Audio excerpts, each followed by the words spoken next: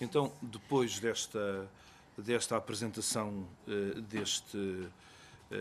desta original proposta por parte do professor Jean-Frédéric Choube, vamos inaugurar os nossos trabalhos, vamos tentar cumprir os 20 minutos para cada conferencista, para abrir aqui assim espaço para a discussão. Eu não sei se não pediria às pessoas que estão lá ao fundo para virem um pouco aqui mais para a frente. Há aqui assim um certo formalismo que é imposto por estas salas, que não possibilitam muito os trabalhos de seminário à volta de uma mesa, e, portanto, talvez fosse de virem aqui mais para a frente para quebrar com esta mesma distância. Muito obrigado. E vamos começar. Há aqui uma pequena alteração. Vamos começar pelo Daniel Saraiva, que nos vai falar eu dispenso aqui as apresentações, porque penso que todos nós nos conhecemos melhor ou pior, e, portanto, é escusado entrarmos aqui assim numa série de salamaleques, para irmos diretos ao assunto. O bem só é perfeito quando comunicado. A campanha de divulgação de notícias durante a Guerra da Restauração. No fundo, uma comunicação sobre a panfletagem da restauração, tema que o Daniel Saraiva está a estudar desde há alguns anos. Tem a palavra. A Guerra da Restauração, como se sabe, ensejou uma produção tipográfica sem precedentes na história de Portugal. Na intensa e multifacetada atividade publicística realizada no Reino entre os anos 1640 e 1668, salta aos olhos o notável esforço de representação dos acontecimentos do tempo presente, de que são prova a impressão de mais de 250 de relações de sucessos e a fundação dos dois primeiros periódicos lusitanos, a Gazeta e o Mercúrio Português. Longe de representar a simples projeção de uma propaganda monárquica unívoca sobre súditos passivos, a publicação de notícias consistiu em um projeto em vias de construção, uma forma específica de fazer política que, no curso de sua implementação, encontrou inúmeros obstáculos, face aos quais teve muitas vezes de capitular. Como pretendemos demonstrar na presente comunicação, é na tensão dialética entre uma aspiração centralista e as resistências que lhe opôs uma série de forças antagônicas ou centrífugas que reside a explicação para os sinuosos caminhos seguidos pela campanha de divulgação de notícias do Portugal restaurado. Com efeito, o próprio uso do termo campanha pressupõe uma centralidade programática que não se pode admitir sem a devida fundamentação empírica. A questão é extremamente complexa. Trata-se de recompor os bastidores da indústria das notícias, por assim dizer, identificando o papel de cada um dos envolvidos na escala de produção, desde a coleta primária das informações até a divulgação do texto final, e reconstituindo as lógicas de poder existentes entre eles. Pelos elementos extraídos das próprias relações, podem-se traçar a esse respeito as seguintes linhas gerais. Por excelência, o trabalho de recolha e transmissão à coroa das notícias de guerra competia, ao menos nominalmente, aos governadores das armas, secundados pelo secretário do Exército, oficial de pluma de alta relevância, nomeado pelo monarca a partir das sugestões propostas pelo Conselho de Guerra. Porém, oficiais de patentes diversas não raro declaravam ter-lhes o rei encomendado a tarefa de notificar-lhes os sucessos militares das tropas que comandavam. Além disso, variados indícios apontam para a existência de circuitos de comunicação paralelos, de que participavam não apenas militares, mas clérigos, letrados e tipos sociais menos definidos, dando origem a uma multiplicidade de narrativas não oficiais sobre o andamento do confronto. Algumas passagens dos impressos parecem sugerir que cabia ao Conselho de Guerra um trabalho de verificação, seleção e, quiçá, edição dos relatos, muito embora não se encontrem em suas consultas referências expressas a esse tipo de função. Em muitos textos, podem-se ler, por exemplo, menções a manuscritos que esperavam a averiguação dos conselheiros antes de serem encaminhados às tipografias. Em suas memórias, o soldado de cavalaria Mateus Roís dá-nos outro indício dessa influência, sugerindo, não sem alguma ironia, que possuir boas alianças no conselho era pré-condição para que um oficial tivesse seu nome estampado nas relações, com cujo conteúdo Roís se mostrava, aliás, bastante familiarizado. Do Conselho de Estado, por sua vez, emanavam as ordens formais de publicação, assinadas pelo secretário de Estado Francisco de Lucena e reproduzidas em diversos impressos da primeira fase da guerra. Os livreiros do rei, a seu turno, figuravam em vários escritos como os financiadores da empreitada, arcando com os custos de impressão dos textos, os quais eram com frequência vendidos em suas próprias casas. Para as tarefas de distribuição e divulgação contribuíam os cegos ambulantes, que com suas violas cantavam e vendiam as notícias impressas nos lugares públicos de grande afluxo de pessoas. No entanto, não demorou até que a fragilidade dessa pretensão centralista fosse exposta. Rapidamente, múltiplos atritos e focos de oposição eclodiram, seja questionando a forma como a campanha pública estava sendo conduzida, seja pondo em xeque sua própria conveniência política. Já em setembro de 1641, Antônio de Freitas Africano criticou a divulgação de notícias bélicas, denunciando a imprudência de se divulgar, eu cito, avisos de guerra que soem perigar nos ouvidos da multidão, porque as novas tristes, publicadas fora de ocasião, desanimam o vulgo e causam novas resoluções, e as alegres uma confiança que pode meter já descuido pela porta de todos. A isso, acrescentava um vigoroso alerta ao perigo que representava para a monarquia a figura do valido, o qual estava, por suas ambiciosas pretensões, destinado a cair como Ícaro das alturas a que sua vaidade o alçara, palavras que talvez fossem veladamente endereçadas a Francisco de Lucena. No mesmo mês, o impressor do rei, Antônio Álvares, foi interrogado pela Inquisição em virtude da publicação de uma relação de guerra sem sua autorização. Álvares se defendeu alegando crer que o decreto que recebera do secretário de Estado, ordenando, em nome do rei, a publicação do texto, escusasse licenças ulteriores. Ao que os interrogantes indagaram se, por acaso, o impressor acreditava ter o monarca poderes eclesiásticos que dispensassem as atribuições do Santo Ofício. Por fim, Álvares foi duramente admoestado e veementemente relembrado de que com a excomunhão se castigava quem publicasse escritos sem licença da Inquisição. A despeito dos obstáculos, as relações de guerra se multiplicavam velozmente. A prosa simples, o formato exíguo e o baixo preço davam os contornos de um gênero de ampla circulação. Suas temáticas giravam em torno de 3 eixos fundamentais: a defesa da pátria, da religião e da população. Nesse sentido, os castelhanos eram apresentados como deliberados aniquiladores da liberdade e da integridade comunitárias, ímpios destruidores dos templos sagrados e cruéis agressores das moças, crianças, padres e camponeses. Se os generais eram alvo de evidentes encômios, a ação dos oficiais das mais diversas patentes não deixava de merecer comentários e elogios pormenorizados. Entretanto, os heróis das relações eram recorrentemente personagens populares, homens e mulheres, simples habitantes das fronteiras dispostos a preferir a pátria ao patrimônio, à família e à conservação da própria vida. Contudo, ao longo do tempo, não somente o modelo a ser adotado para a escrita das relações se converteria em objeto de disputa, como a representação dos feitos bélicos revelar-se-ia uma fonte inesgotável de querelas, a começar entre os próprios combatentes. O primeiro e mais significativo exemplo é o de Cirne de Souza, capitão-mor de Guimarães, que em novembro de 1641 publicou uma relação, formalmente endereçada ao rei, protestando contra o silêncio que as notícias impressas referentes aos confrontos ocorridos na província de Entre Douro e Minho mantinham sobre as façanhas dos vimaranenses, atitude própria do inimigo encoberto, dizia, que buscava engrandecer-se pelo ofuscamento de seus adversários. O capitão Mor enaltecia, então, o engajamento supostamente harmonioso de todos os habitantes da vila, sob sua direção, na luta contra os castelhanos, ao passo que insinuava diversas críticas ao governador das armas da província. Desenhava-se, assim, um choque entre as estruturas de poder locais e as inovações político-institucionais de cunho centralizador ensejadas pela guerra, aqui corporificadas na pessoa do governador das armas. O mais surpreendente é o fato de a relação de Cirne de Souza, tão obviamente prejudicial à credibilidade da campanha de notícias impressas, ter sido financiada pelo próprio livreiro do estado de Bragança, Lourenço de Queiroz. Poucos dias depois, teve lugar ocorrência semelhante, com a publicação de uma relação anônima em louvor das proezas de Rodrigo Pereira Souto Maior, capitão-mor de Caminha, exaltando as iniciativas militares dirigidas pelas forças locais. Parecia avizinhar-se a eclosão de um conflito de facções no interior da propaganda portuguesa, opondo capitães mores e governadores das armas.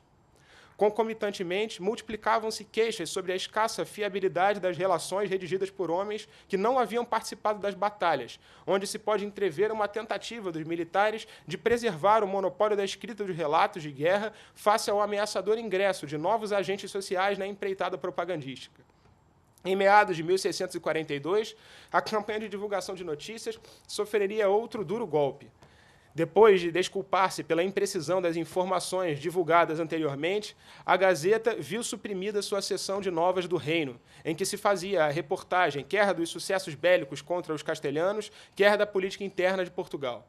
Curioso notar que os últimos exemplares impressos antes da alteração, e apenas estes, estampavam a ordem de publicação de Francisco de Lucena. O secretário de Estado, cujos inimigos se multiplicavam copiosamente, ver-se-ia, alguns meses depois, enredado em uma trama de intrigas que se consumaria com sua sumária execução em 1643. A sorte de Lucena ilustra exemplarmente as sérias implicações políticas da conversão da opinião coletiva em um elemento de prova judicial, quando o surgimento da inquisitio no processo penal medieval liberou a instância julgadora para agir ex officio em havendo fama pública contra o indivíduo. Foi justamente nesses termos que, nas Cortes de 1642, os 3 estados pediram a Dom João IV a devassa, o afastamento do cargo e a prisão de Lucena, sendo prova suficiente de suas culpas a, eu cito, fama pública e constante que contra ele corria em todo o reino. Entre as graves acusações que pesavam sobre o secretário, que terminaria por ser condenado por lesa majestade, contavam-se a de ter ordenado a publicação de textos sem autorização da Inquisição e ter tentado usurpar o lugar do rei. Paralelamente a esses acontecimentos, uma profunda alteração se produzia na divulgação de notícias impressas. As relações de larga circulação que caracterizaram a primeira fase da campanha desapareciam paulatinamente, sendo substituídas por voluminosas crônicas de guerra, concebidas segundo os cânones clássicos da escrita da história. Variando entre 200 e 500 páginas, as crônicas criticavam abertamente a inverossimilhança e a falsidade das relações que, ocultando as derrotas lusas, faziam crer que, como diria Salgado de Araújo, os portugueses combatiam pardais em vez de soldados valorosos. Com isso, prestavam um desserviço à causa da restauração, fomentando mais riso que respeito. As crônicas tinham ainda em comum o fato de atacarem ferozmente a opinião do povo, que, sem fazer caso de sua inferioridade social, intelectual e moral, queria arvorar-se em juiz da guerra, avaliando a conduta e as decisões dos dirigentes políticos e militares. Ao que tudo indica, essa radical transformação parece ter tido 2 objetivos centrais. Em primeiro lugar, elitizar a propaganda para satisfazer as demandas de um público mais exigente, neutralizando a onda de descrédito que as relações de ampla circulação haviam gerado. Em segundo lugar, centralizar a campanha de notícias de maneira a evitar sua degeneração em conflito de facções. Em verdade, a primeira crônica foi publicada por Aires Varela em agosto de 42, oferecendo uma narrativa unificada da guerra travada no Alentejo em 41. Em 43, o autor deu à estampa sua segunda crônica, referente aos fatos do ano anterior, declarando explicitamente que o fazia para atender a um pedido do rei. Porém, a terceira crônica de Varela só foi impressa póstumamente. Embora as causas dessa intrigante ruptura sejam incertas, chama a atenção o fato de que Varela abre o texto com fortes insinuações de que Francisco de Lucena tinha sido incriminado injustamente. As ousadas declarações ter-lhe-iam custado o lugar de cronista da guerra, ocupado em seguida por Salgado de Araújo, o qual não apenas deu continuidade aos trabalhos de Varela, como publicou a primeira narrativa integrada de toda a Guerra da Restauração até aquele momento. É digno de nota o fato de que tanto Varela quanto Araújo serem religiosos e não militares, dado bastante relevante tendo em vista o acúmulo de críticas às relações escritas por indivíduos que não haviam participado das batalhas. Esse esboço de centralização foi, porém, frustrado pela voz dissonante de Luís Marinho de Azevedo, antigo secretário do Exército e destacado polemista, que publicou uma crônica da guerra no Alentejo até o fim do governo de Martim Afonso de Melo, de quem era defensor confesso e cuja fama pretendia restaurar. A obra escancarava as rivalidades que dilaceravam o Exército, a luta pelos comandos e a dificuldade dos governadores das armas em fazerem-se obedecer e manterem-se imunes às intrigas dos oficiais, às murmurações da soldadesca e ao juízo das populações. O processo de elitização da propaganda, iniciado com a publicação das crônicas, não foi, entretanto, absoluto. À medida que as relações iam minguando, a função de falar a públicos mais alargados era transferida às peças teatrais representando os feitos bélicos lusitanos. Enquanto tais reformulações eram feitas, outro evento complicou ainda mais a já atribulada campanha de notícias. No começo de 1644, uma relação anônima favorável ao governador da Beira, Dom Álvaro de Abranches, um dos envolvidos na oposição a Lucena, lançou um ataque frontal a esses efêmeros relatos de guerra, que, abundantes nas folhas volantes e nas cantigas dos cegos, só interessariam a quem não tivesse olhos para ver. De acordo com o texto, tais relações eram orientadas por uma lógica que classificaríamos hoje de sensacionalista, narrando toda e qualquer empresa, por mais irrelevante que fosse, como uma memorável proeza. Em vez de atentarem aos imperativos da estratégia militar, os comandantes, por sua vez, lançavam-se em uma corrida desenfreada para produzir mais e mais refregas que, embora belicamente irrelevantes, dessem matéria às relações impressas, as quais pareciam adquirir certa supremacia face aos antigos meios de construção da fama. Em revanche, Dom Álvaro de Abranches, que tinha se ocupado fundamentalmente da fortificação da Beira, visando somente ao bem da população, via-se penalizado pelo obscurantismo e pelos rumores maliciosos que sugeriam sua inferioridade como chefe militar. Ao fim da década de 40, dá-se outra inversão na propaganda, decorrente agora de uma mudança na própria tática de guerra adotada pela coroa.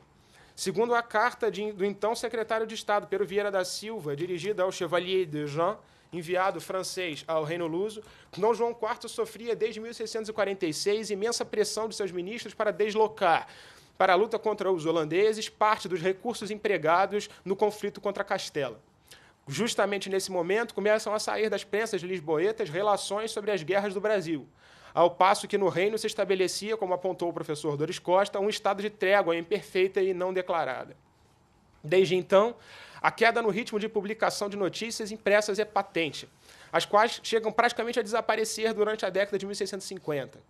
Ao fim desse período de estiagem, sai à luz em 1659 uma relação do rechaço do cerco imposto a Elvas pelos castelhanos. Surpreendentemente, no intuito de contornar as diversas complicações advindas da publicação de notas de guerra, a relação opta por nomear apenas os combatentes mortos em batalha, pois, como diz, a emulação só perdoa aos cadáveres. Convertendo a própria razão de ser da campanha pública em objeto de debate, o relator anônimo declarava que sua finalidade não era dar a conhecer a Portugal as proezas dos portugueses, mas dar a conhecer ao mundo as vitórias de Portugal. Mais do que nunca, evidencia-se o choque entre um projeto de edificação coletiva, da fama coletiva do Reino Luso e diversos projetos divergentes de construção das famas dos indivíduos e das entidades que não admitiam a simples diluição de sua reputação na reputação da monarquia. Mas a virada decisiva na propaganda monárquica se dá tão somente quando, após a subida ao poder de Castelo Melhor e seus aliados, o então secretário de Estado, Antônio de Sousa de Macedo, assume explicitamente a direção da renascente campanha pública ao fundar, em 1663, o Mercúrio Português.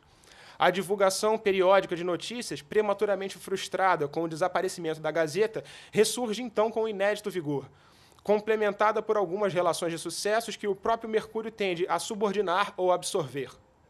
Assim, é a sombra do engenho político de Macedo que as experiências acumuladas durante mais de 20 anos de iniciativas propagandísticas mais ou menos malogradas são, enfim, sintetizadas em um elaborado veículo de comunicação que, ora incorporando aspectos bem-sucedidos das tentativas precedentes, ora adotando soluções alternativas para as dificuldades irresolutas, representa o triunfo, mesmo que provisório, de uma nova forma de fazer política, vista por alguns como uma arma indispensável à vitória e, por outros, como uma intolerável corrupção dos pilares tradicionais sobre os quais estava erigida a sociedade portuguesa dos 600. Como demonstrou Daniel Pimenta em sua dissertação de mestrado, a correspondência de Antônio Vieira ilustra, singularmente, a reação que essa inovadora prática de governo poderia suscitar. Exilado da corte e com a saúde abalada, é com um misto de ironia e amargor que o jesuíta comenta as nefastas implicações do uso incauto da publicidade que fazia o nosso desgraçado Mercúrio, dizia, tão pouco ponderado no que diz como no que não diz, alardeando o recrutamento de um exército de largas proporções, de quem afirmava se poder esperar grandes empresas. O periódico antecipava a realização de uma campanha ofensiva contrária aos interesses do reino, quando os militares ainda debatiam a estratégia a ser adotada. Contudo, segundo Vieira, o Mercúrio seria mais afeito aos rumores do vulgo do que aos conselhos dos generais. Antigamente, afirmava o jesuíta, era coisa muito prezada ter um conselheiro de Estado para saber um segredo. Agora se compra tudo isto com um vintém. Porém, aquilo que no discurso de Vieira significava uma subversão da hierarquia social e dos limites em que devia permanecer enclausurada a política, na pluma de Macedo despontava como a pedra angular da realização plena do bem comum. 2 anos depois da ascensão de Dom Afonso VI ao trono, o Mercúrio reproduzia uma carta enviada pelo rei, às principais câmaras do reino, prestando contas pormenorizadas do que, desde o princípio de seu governo, tinha sido feito em benefício geral, porque, eu cito, é justo que a vassalos que de tão boa vontade contribuem com a fazenda e com as pessoas, deem os príncipes satisfação do amor com que lhes correspondem e do cuidado com que assistem ao que convém ao bem comum. Após discorrer sobre temas como a redução dos impostos, a ajuda dispensada aos pobres, a atividade da Companhia de Comércio do Brasil e o saneamento do sistema de financiamento dos exércitos em detrimento dos assentistas que faziam da guerra uma fonte de lucros, o rei declara esperar seja reconhecido o zelo de seu governo, tal como ele reconhece o empenho de seus vassalos. Em seguida, Macedo transcreve a resposta endereçada por uma das câmaras ao monarca, a qual prefere manter anônima para não estimular as conhecidas desavenças que a publicação impressa costumava suscitar em Portugal. A carta agradece ao rei o modo como trata seus povos, eu cito, procurando não somente seu bem, mas fazê-los participantes do contentamento que dele lhe resulta, não o tendo por perfeito sem lhe o comunicar. Por fim, assevera, de hoje em diante, sentimos-nos mais obrigados. Nessa sentença paradigmática, parece ouvir-se o eco da harmonia política de Macedo, em que o autor asseverava serem os súditos vítimas do príncipe, mas vítimas racionais e voluntárias, que não se deixariam sacrificar por meros ídolos.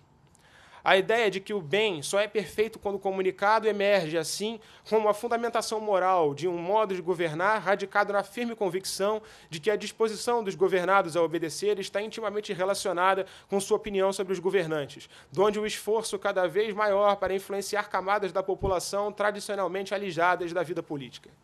A restauração, portanto, merece também nossa atenção por ter desencadeado um processo histórico que alterou profundamente em Portugal a natureza da interação entre política e opinião, binômio que viria a se revelar absolutamente decisivo para o destino das sociedades ocidentais. Muito obrigado.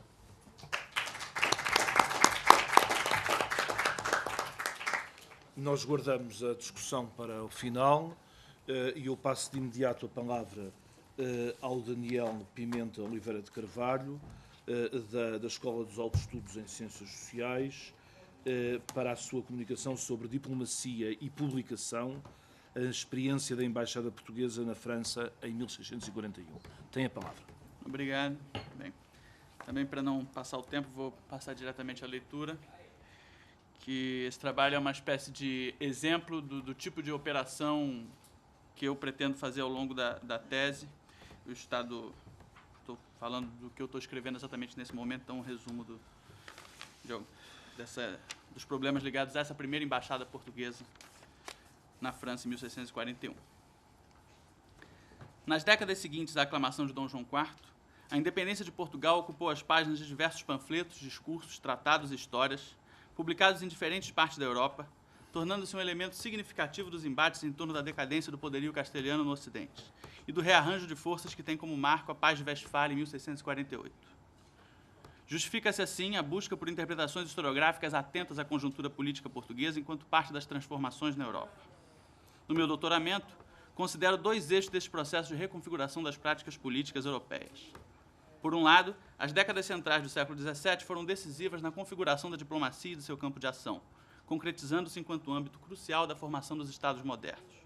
Por outro lado, ao longo do século, a cultura impressa viveu sucessivas expansões, interferindo por sua capacidade de comunicação em variados processos históricos.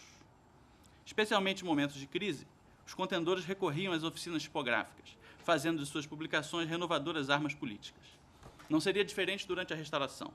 Paralelo ao conflito bélico entre Portugal e Castela, desenvolvia-se uma guerra de papéis que não se restringia à Península Ibérica, acompanhando o recrudescimento dos combates armados e as mudanças políticas nos reinos envolvidos. Para compreender esta produção tipográfica, é preciso analisar o discurso difundido pelos agentes diplomáticos portugueses ao longo da guerra, integrando suas publicações ao contexto político e editorial em que foram produzidas. Será possível, assim, identificar os pontos de força do debate que as motivava e o terreno ocupado pela atuação da diplomacia através da difusão de impressos, que devem ser vistos não como repertórios de argumentos mais ou menos fiéis às negociações propriamente ditas, mas como armas utilizadas em campos de batalha diversificados. Para tanto, propõe um estudo focalizado sobre algumas dessas conjunturas de publicação, que analisem um dado território, a interação dos impressos entre si, mas também os traços de sua recepção e das estratégias de ação que as moviam, que podem ser encontrados na correspondência dos agentes diplomáticos. A superposição desses dois conjuntos de fontes pode evidenciar a complementariedade destes campos de ação, a negociação diplomática e a publicação impressa, na configuração das transformações da política moderna. Nesta comunicação, apresentarei alguns resultados desta abordagem aplicada a uma curta, mas definidora conjuntura diplomática da Restauração. A primeira embaixada enviada a Paris, em 1641, liderada pelo Monteiro Mor, Francisco de Melo e pelo Dr. Antônio Coelho de Carvalho. Nas negociações que seriam encaminhadas, era fundamental conseguir o máximo apoio da monarquia francesa. No setor militar, esperava-se garantir o investimento nos frontes ibéricos e interessar a coroa e as casas nobres francesas no reforço do exército português. Na arena europeia, a aliança de Luís XIII seria indispensável para a entrada dos enviados de Bragança em Roma e para impedir a progressão desfavorável das negociações multilaterais que começavam naquele ano. Em Paris, o objetivo mais ambicioso era a formação de uma liga, onde nem França nem Portugal assinariam a paz com seus inimigos sem a inclusão do outro no tratado. As instruções oficiais dos embaixadores, além de detalhar tais propostas, lembravam que os dois deveriam demonstrar ao cardeal Duque de Richelieu que o apoio a Portugal se faria em benefício do rei e da França, bem como, cito, da opinião que ele tem granjeado por meio do zelo e boas disposições com que as procura. E adiante concluíam que, se fosse preciso justificar ao rei e a seus ministros a restituição da coroa portuguesa, eles deveriam se valer, cito, dos papéis que se vos entregaram e do mais que se oferecer, advertindo que, sem necessidade de o fazer, se deve escusar pôr em dúvida o que é tão notório e conhecido no mundo. Em um documento cujas informações deveriam circular em primeiro lugar entre ministros e embaixadores em Paris, já se inseria a conveniência da restauração não apenas na ótica do incremento da potência da monarquia francesa, mas também do favorecimento da reputação de seu principal ministro. E já se expunham elementos do discurso que deveriam embasar a publicização das justificativas do movimento português na Europa. Já nas instruções secretas da missão, Dom João IV sublinha a importância de mostrar a Richelieu como a sua aclamação lhe oferecia uma ocasião para consumar sua luta contra a soberba de Castela e que, cito, se conseguirmos as vitórias que tão fundadamente devemos esperar da justificação da guerra, ficará a nosso arbítrio não só a composição das coisas da Europa, mas de todo o mundo. Este mesmo documento mostra o papel que deveria ser desempenhado na embaixada pelo seu secretário, Cristóvão Soares de Abreu, por cujas mãos, segundo as instruções, correriam todos os seus papéis e a quem os dois embaixadores deveriam ouvir para a boa disposição dos negócios. Soares de Abreu conservou consigo um conjunto de cartas recebidas durante aquela missão diplomática, que chegou em La Rochelle no início de março e deixou a França já em meados de julho de 1641. Esta sua correspondência, porém, não traz detalhes sobre as negociações que levaram ao tratado assinado em Paris no 1º de junho, pois não contém as cartas régias que alcançaram os embaixadores no período, nem as que estes trocaram com os enviados às Províncias Unidas na mesma altura. Antes, ela diz respeito apenas aos contatos e operações de que Abreu foi exclusivamente responsável, e oferece assim um painel das atividades corriqueiras a que se via atrelado o secretário da Embaixada. Essa correspondência está na Biblioteca da Ajuda, nos papéis do Cristóvão Soares de Abreu. Encontramos entre seus correspondentes muitos mercadores de origem portuguesa, presentes em cidades francesas e holandesas, com destaque para Gaspar Fernandes de Lyon, um rico negociante flamengo estabelecido em Paris. Tais cartas nos ensinam que o trabalho diplomático restauracionista na França passou desde cedo pelo estabelecimento de vínculos com as redes mercantis formadas por famílias de origem ibérica que se estendiam da costa francesa até as cidades hanseáticas. Através de tais redes se procurou favorecer o desenvolvimento de canais para transações financeiras e de vias de recuperação de informações com rapidez e fiabilidade. Com efeito, Fernandes de Lyon transmitia regularmente ao secretário as novas que lhe chegavam com os correios da Alemanha e dos Países Baixos e se prontificava a utilizar os seus contatos para favorecer os interesses de Portugal. Que esta via podia facilitar a difusão da propaganda restauracionista, Lyon prova relatando o envio de uma gravura de Dom João IV a um amigo em Bruxelas, em troca do qual ele tinha conseguido 2 retratos do príncipe de Orange. Em Paris, Fernandes de Lyon auxiliou constantemente os embaixadores, como na organização das visitas oficiais às famílias nobres francesas, a outros ministros presentes na corte, ou no estabelecimento da convivência regular com os titulares que frequentavam a sua própria casa. Além disso, ele promoveu encontros de Soares de Abreu com o secretário de Estado francês, atuou na intermediação com fidalgos e militares que se prontificavam a ir lutar em Portugal e se interessava igualmente pelo rumo das negociações, tendo trabalhado, por exemplo, na tradução das propostas que os enviados portugueses apresentavam ao governo francês. A variedade de ambientes e atividades a que remete a comunicação entre Abreu e Lyon nos dá a dimensão da complexidade de interesses e grupos sociais que se mobilizavam em torno da embaixada portuguesa e fornece importantes balizas para a interpretação das suas iniciativas editoriais. O integrante da embaixada que se destacou neste âmbito foi o jesuíta Francisco de Macedo, que embarcou para a França escondido de seus superiores. Os embaixadores, por sua vez, contavam com sua pluma para alcançar alguns dos objetivos estipulados em suas instruções. Se importava abordar a legitimidade da nova dinastia sem deixar transparecer a necessidade de justificação daquele movimento político, é interessante notar que uma das primeiras obras de vulto trazidas à luz em Paris, sob os auspícios da embaixada, não foi um novo tratado com as razões jurídico-políticas da aclamação de Dom João IV, mas a reedição de uma obra da época da sucessão do rei Dom Henrique. Sob o título de Ius Succedens in Lusitania Regnum Domini Catarinae, o padre Macedo fez publicar pela imprensa régia parisiense uma versão latina das alegações de direito impressas por Afonso de Lucena em 1580, em defesa dos direitos hereditários de Catarina de Bragança. Nelas se apresentavam com longa argumentação jurídica os critérios que deviam pautar a escolha do novo rei português entre os diferentes candidatos, e em seguida se deduzia, caso a caso, a inaptidão da maior parte dos pretendentes e a primazia de Dona Catarina sobre o rei castelhano Filipe II. A tradução não é assumida por Macedo, que assina, porém, alguns suplementos à obra original, contextualizando a aclamação de Dom João IV como neto de Dona Catarina. Em um texto dirigido aos leitores e em 10 corolários aos argumentos de Lucena, postos em seu apêndice, ele identificava aquela publicação com as iniciativas diplomáticas do rei português e atualizava o debate, combatendo as teses de polemistas que mais recentemente defendiam os direitos de Filipe IV, como Pélisser e Caramoel. Desta forma, Macedo conseguia apresentar ao público francês um arsenal jurídico em favor da restauração e, ao mesmo tempo, dissimular o imperativo de legitimação do golpe de 1640, embutindo-o na reedição de uma obra que remetia ao contexto de 1580. Uma abreviação histórica que, inclusive, ia de encontro à memória política deste mesmo público, acostumado a associar aquela crise sucessória às pretensões de Dom Antônio e seus descendentes. Esta operação se rematava ainda com uma dedicatória a Richelieu, em que Macedo incensava os seus serviços à França e à cristandade, que o erigiam em fiador da libertação de Portugal. Já se tratava, portanto, de construir uma relação entre o apoio de Dom João IV e a consolidação do poder na monarquia conduzida pelo ministro de Luís XIII. Mas o texto de Francisco de Macedo, mais diretamente voltado à exaltação da aliança entre França e Portugal, foi o opúsculo Panegíris Apologética pro Lusitania Vindicata, publicado de forma anônima em Paris. Como preâmbulo da obra, de cariz religioso, passagens de profetas são elencadas como anúncio da ressurreição de Portugal e da condenação da tirania de Castela. Seu discurso se inicia com a descrição do reino em ruínas, do sofrimento da população e sua esperança do remédio trazido, enfim, por Deus. Macedo associa o milagre de Ourique à imagem do Cristo despregando um braço na procissão do dia do golpe da restauração e encaminha engenhosamente o panegírico ao tema da União Franco-Portuguesa. A religião tinha fundado Portugal, que desde Ourique se empenhava em sua dilatação, e que agora se levantava contra o estado lastimável em que ela estava sob domínio filipino. Dom João não quis ocupar o trono real enquanto ele não fosse sagrado. A religião faz o rei, que quando se coroa, se consagra. O leitor francês já reconhecia o tema, quando Macedo completa. Assim pratica-se em França e também em Portugal, que descende daquela nobre estirpe.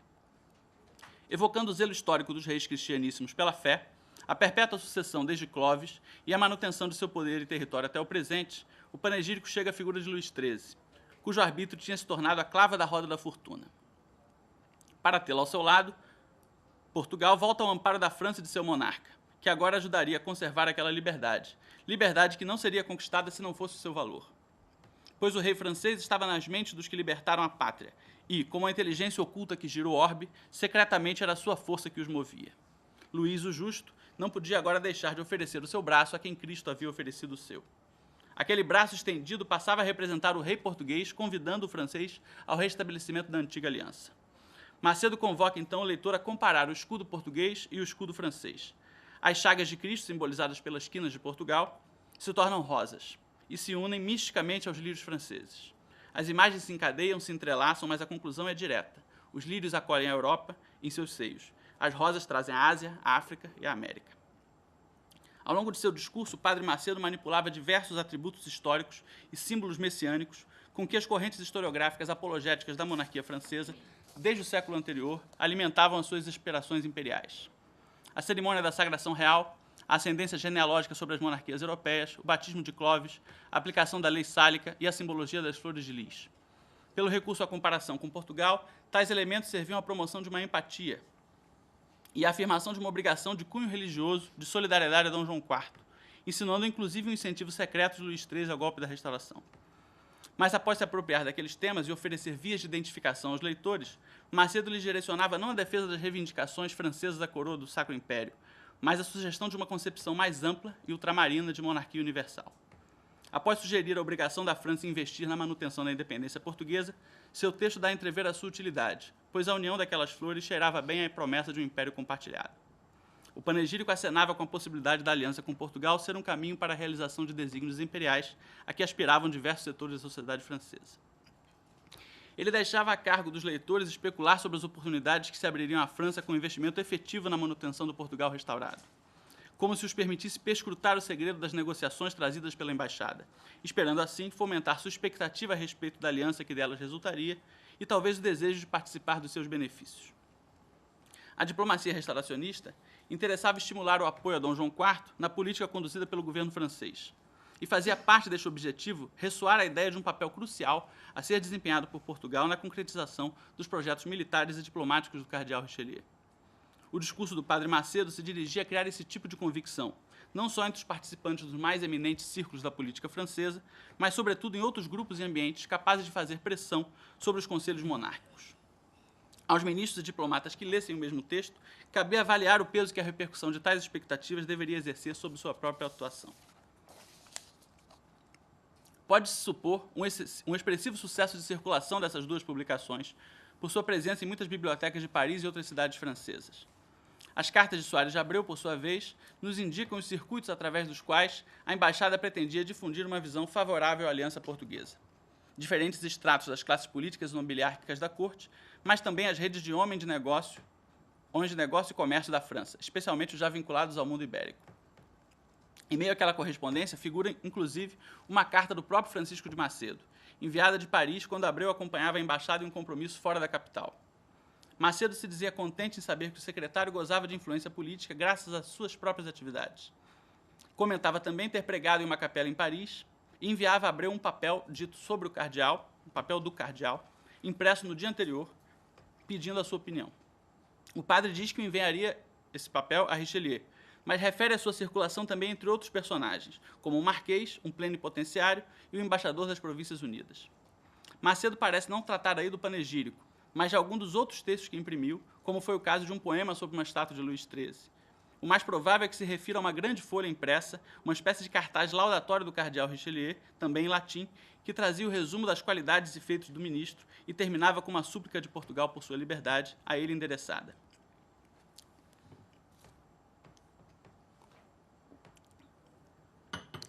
Entre um tratado jurídico, um discurso panegírico e folhas avulsas de diferentes formatos, o recurso aos talentos do padre Francisco de Macedo são prova de um empenho meticuloso da embaixada em publicar por diferentes vias a imagem da União Franco-Portuguesa como eixo dos projetos do governo francês, indispensável para sua mais ampla realização. Mas a atividade publicística daquela primeira e curta missão em Paris não se restringiu às obras latinas de um dos membros da embaixada. A correspondência do seu secretário mostra também como ela foi contactada por diversos homens de letras que ofereciam seus serviços e rogavam por seu patrocínio. Já naqueles primeiros passos da diplomacia de Dom João IV na França, foram engajados os célebres Manuel Fernandes Vila-Real e Antônio Henriques Gomes, cujos impressos em favor de Portugal começaram a sair já em 1641.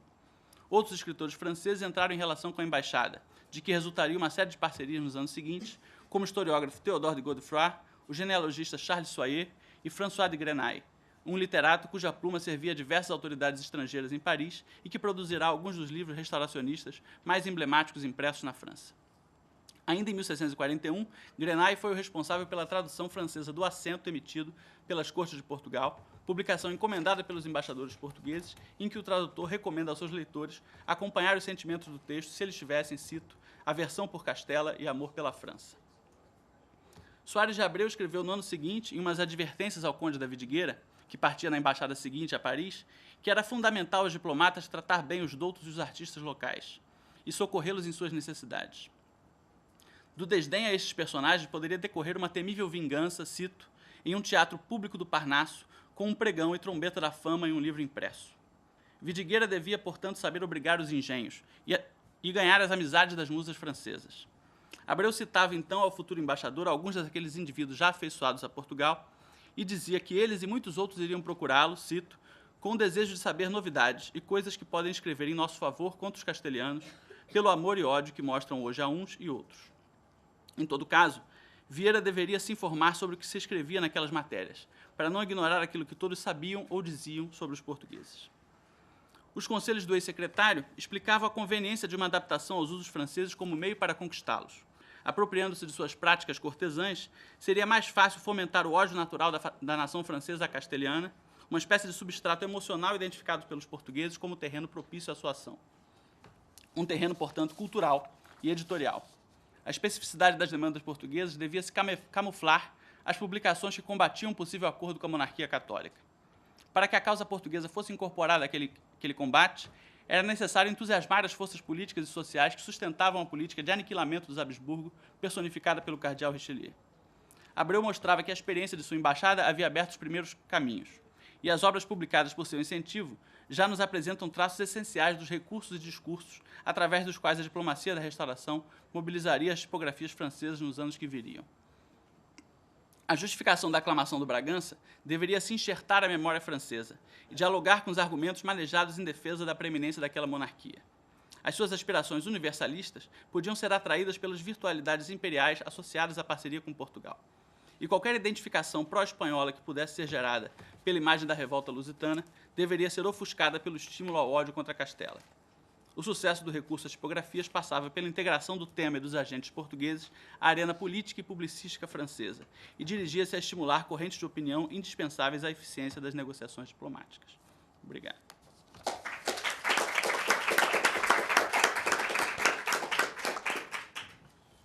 Passamos diretamente para a última comunicação deste painel, da Joana Fraga, que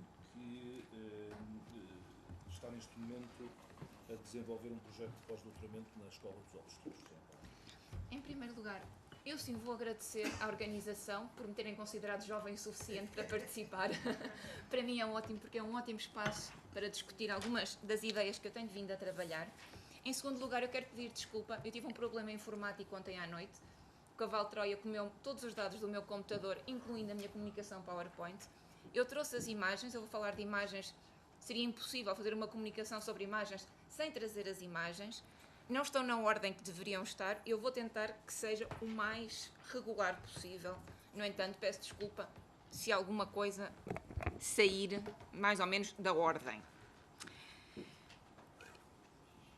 primeiro lugar, o golpe de 1 de dezembro instaurou em Portugal um novo rei, Dom João IV, Duque de Bragança, que, apesar de ser membro da casa aristocrática mais importante de Portugal, não deixava de ser um duque.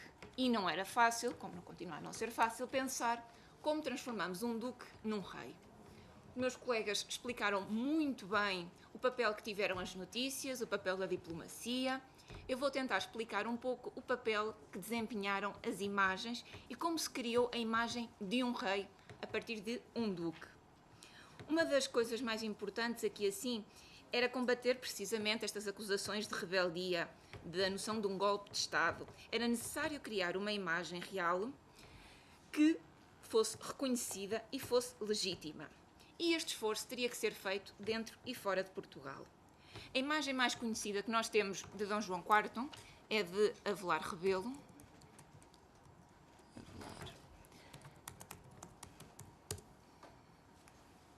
Ainda não é este. Este. Ainda por cima, o meu jeito para o computador aparentemente não é muito grande. Como é que eu levanto? É porque tem que... Eu também não sei muito bem. Sim. Aqui. Tem que dar Pronto. pressão. Pronto, obrigada. É este quadro de Dom João IV, é um quadro bastante conhecido. Avelar Rebelo, um artista, foi criado ou criou-se na corte ducal em Vila Viçosa. Teve a sua formação na Andaluzia e foi para Lisboa, foi pintor de corte de Dom João IV. Ora bem, a primeira coisa que nós vemos neste quadro é a qualidade, que é péssima. no sentido em que responde a uma obra de crise, era uma coisa urgente, não houve tempo, provavelmente, para procurar ninguém, não houve tempo para pensar, se calhar, muito melhor como criar esta imagem. É um retrato de crise, como digo. No entanto, tem os símbolos que importava ter. Tem a cortina, símbolo de majestade, tem a mesa. O rei, podemos considerar que as roupas do rei talvez não fossem as mais adequadas para um retrato real. No entanto, há uma carta deste período que relembra que o rei não gostava, ou, aliás, repetia o trajar várias vezes, os tecidos eram modestos e não se preocupava demasiado com os acessórios. No entanto, lá está, temos os símbolos de majestade, temos os símbolos de despacho do governo e os símbolos militares, tudo presente no quadro. E este quadro também criou, portanto, de certa forma, um protótipo para outras imagens posteriores. Em Portugal, alguns dos artistas que retrataram o rei foi, portanto, Agostinho Floriano. Agora ver se encontro Agostinho Floriano.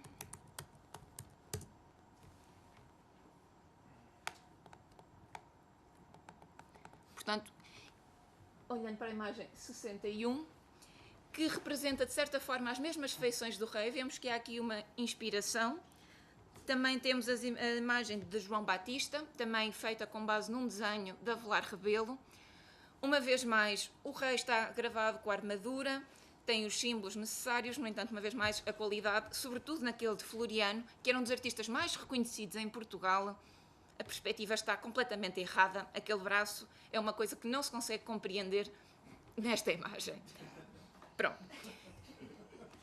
É verdade.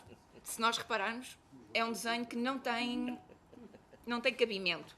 No entanto, era a imagem que nós tínhamos e que circulava em Portugal do novo monarca. Apesar de tudo, era um rei que vinha com o cetro, vinha com a couraça militar e representado de acordo com uma fisionomia que se poderia reconhecer. Onde circulariam estas imagens? Estas imagens circulariam necessariamente... Eu não tenho nenhuma notícia de que circulassem como figuras, estampas soltas, mas sim em livros, obras impressas. Grande parte destas obras impressas seriam sermões. É preciso pensar que uma grande parte da base de supoio, da suporte de Dom João IV foi precisamente o estamento eclesiástico. Com base nisto, estes sermões circulariam escritos, circulariam impressos, não acessíveis a muita gente. No entanto, as capelas, as igrejas, transformam-se em espaços de notoriedade, em espaços privilegiados para a difusão destas mensagens legitimadoras da construção de um novo rei. As igrejas são também sítios onde se poderiam ver pinturas. E agora eu avançaria para as pinturas, porque se as gravuras que eu encontrei são escassas, há algumas pinturas das que podemos falar neste contexto da restauração. Uma das mais conhecidas é também de Avelar Rebelo, e agora voltamos àquela que vimos inicialmente, esta, a conquista de Lisboa aos mouros, que está em Pias, na igreja de São Luís de Tolosa. Esta, um pouco de contexto, foi encomendada pelo capitão António Ferreira, foi uma das pessoas que participou diretamente no golpe de 1640, encomendou esta pintura, isto vem no retábulo da igreja, em que, para além de ser um episódio que se celebraria, portanto, 1147, 1647, terá sido por volta destas datas, apresenta a singularidade que não estão a conquistar, de facto, Lisboa aos mouros, mas sim aos espanhóis. É um bocadinho a metáfora da guerra contra o inimigo espanhol. Portanto, se nós víssemos, não consigo ver porque esta imagem não tem resolução, de perto a fisionomia e as roupas de alguns dos soldados não correspondem à que envergariam normalmente o infiel. Outra pintura neste género, eu esta não tenho reprodução, é de São Tiago, da Fortaleza da Forte, São Tiago em Sesimbra. Quando fui, o forte estava em obra, estava fechado. No entanto, tem um painel de azulejos que mostra uma vez uma das batalhas da Reconquista, a Batalha de Clavijo, em que, uma vez mais, segundo as descrições que eu li do professor Serrão, o inimigo não apresenta a fisionomia e a roupa que nós esperaríamos ver nos mouros, mas sim perfeitamente ocidentalizadas. Portanto, uma vez mais, temos aqui a metáfora do inimigo espanhol e a guerra contra Filipe IV. Se formos mais para norte, Em Guimarães, temos também os ciclos de pinturas da Colegiada de Guimarães. A Colegiada de Guimarães mantinha relações muito próximas com Dom João IV, com a corte de Lisboa. Preciso pensar que alguns dos priores, antes de 1640, pertenciam à família dos Bragança. O prior atual também tinha relações muito próximas com Dom João IV. E, por volta dos anos de 1640, talvez 50, mais para os 50, foi encomendado a Simão Álvares, uma pessoa também implicada na restauração.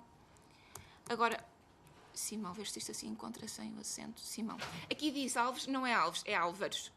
Isto foi erro meu a escrever. Ora bem, vamos ver se reduzindo, se conseguem ver. Estas pinturas encontram-se hoje no Museu Sampaio Soares, penso eu, em Guimarães. Alberto Sampaio, exatamente. E pintadas por Simão Álvares. Simão Álvares tem atividade conhecida em Portugal entre 1638 e 57. E vemos que são alguns episódios da história de Portugal. O batismo de Dom Afonso Henriques, primeiro rei de Portugal, a celebração de São Teotónio, depois Afonso Henriques rezando a Nossa Senhora da Oliveira, a igreja chama-se Igreja Nossa Senhora da Oliveira da Colegiada de Guimarães, e depois Santo António protegendo Lisboa. Portanto, tudo episódios da história de Portugal, episódios importantes da formação de Portugal neste caso. Uns anos mais tarde, em 1665, há uma nova encomenda por parte do prior da Colegiada de Guimarães, desta vez ao Frei Manuel dos Reis, por 40 mil reis. Ora bem, estas vêm depois.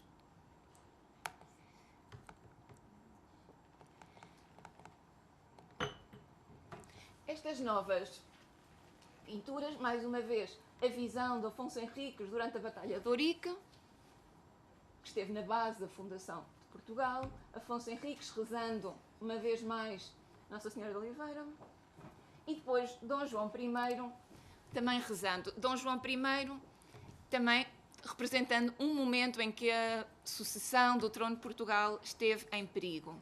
Portanto, são momentos importantes, momentos chaves da história de Portugal. Ora bem, em Évora também há uma pintura, de facto uma das coisas que me trouxe agora aqui também a Évora é ir ver a igreja, ver se consigo ver uma pintura também de uma das batalhas da Reconquista. Mas o que se passava fora de Portugal? Muitos autores constatam que, de facto, João IV alcançou a vitalidade que faltou nas batalhas da restauração nas imprensas estrangeiras. Paris, de facto, a tua comunicação veio muito bem, porque agora também já tenho um bocadinho mais de base, não é? Paris tinha artistas de renome.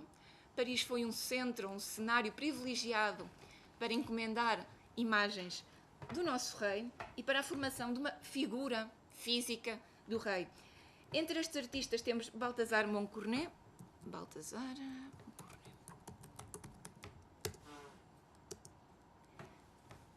Vemos que são gravuras ligeiramente diferentes já.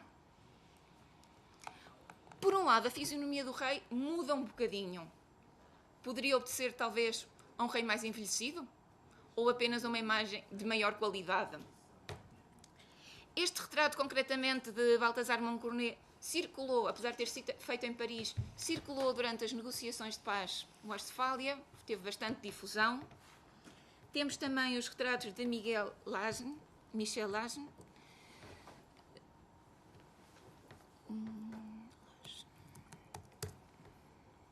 Este sim, já ainda com base no retrato de Avelar Rebelo, mas que foi incorporado em várias obras impressas, entre elas o Anticaramuelo. Este mesmo Michel Lagen foi também autor de alguns frontispícios para obras portuguesas publicadas nestes anos a favor da causa lusitana.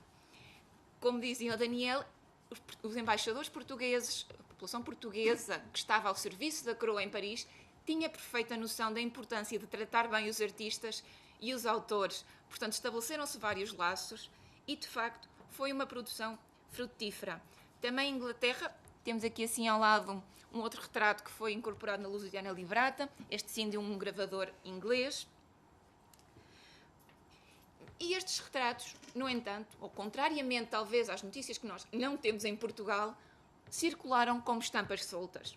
Vamos agora rapidamente a Roma. Em Roma estava Dom Miguel Portugal, bispo de Lamego, que depois de várias peripécias para conseguir entrar na cidade, face à oposição do embaixador espanhol, Marquês de Los Vallés, entrou, alojou-se primeiro em casa do embaixador francês e depois numa residência na Piazza Navona.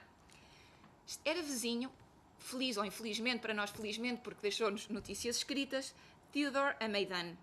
Theodore Ameidan provenia dos Países Baixos, era um advogado, era também poeta, e era um partidário fervoroso de Filipe IV. E queixava-se frequentemente das vizinhanças que tinha. Não só porque tinha a praça cheia de segurança, o que fazia impossível sair de casa, como também se queixava da comoção que provocavam determinadas imagens expostas do lado de fora da residência do bispo. Referia-se a imagens do rei e da rainha de Portugal, portanto, Dom João IV e Dona Luísa de Gusmão, ostentando título de Portugal e o rei ostentando a coroa, o que para ele era inaceitável, considerando que Dom João de Bragança, o duque, não era mais que um traidor e um usurpador. Também circulavam estas imagens noutros pontos da cidade, ele mesmo atesta isso, bem como algumas árvores genealógicas. Ainda a propósito destas árvores genealógicas, indicando os direitos que Dom João IV tinha ao trono, muitas vezes legitimando a partir de Dona Catarina e muitas delas saltando os 3 Filipes, reis de Portugal, queixou-se e pede ao Papa, numa carta, que proíba a publicação deste tipo de panfletos e este tipo de imagens. A resposta vem dizendo que nada podem fazer porque são imagens que vêm de fora. Provavelmente algumas delas viriam de Paris. E vemos aqui que há uma preocupação em apresentar um rei com todos os atributos, como a coroa. Vemos que muitas vezes em Portugal o rei não é representado com a coroa. No entanto, em Roma havia a preocupação de pôr a coroa ao rei para que não houvesse dúvidas. Era um rei de Portugal. E assim afastar a noção de rebeldia. Eu não vou ver se ainda encontro aqui alguma árvore genealógica. Aqui estão as árvores genealógicas. Esta 53 era uma das que estava em Roma, em que se podia ver em Roma.